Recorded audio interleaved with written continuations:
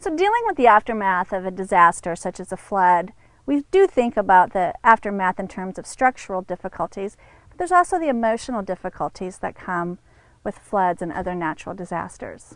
So I had a chance to talk with the owner of this home here, and he told me about his story during Hurricane Matthew.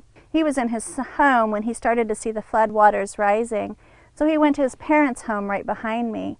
And by the time he got them here, the waters were already so high that he had to physically carry his father to safety, where they landed in the attic of his home and waited until the next day to be recovered.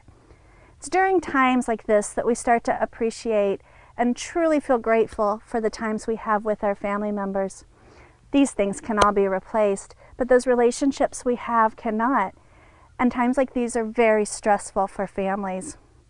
There are things that you can do to help cope with a natural disaster.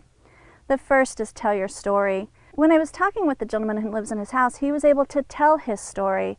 And the more we can talk about what has happened, the less we're able to keep it inside and have anxiety and stress, but rather it's a way to let it out. Another thing we need to do is spend extra time with our friends and our families. This is especially true with young children.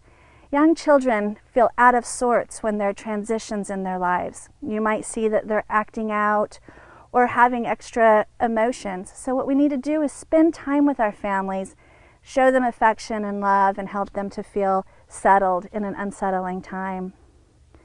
This is also the time to ask for help. All the people we've talked to this week have said, we just do what we need to do. And that's true, but this is a time for communities to come together. So asking for help, asking the people around you, not only helps you get your needs met, but also helps the people around you feel like they're making a contribution.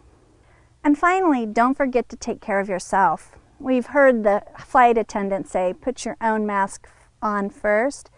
You have to make sure you get plenty of sleep and take time to make sure that your physical and mental needs are cared for.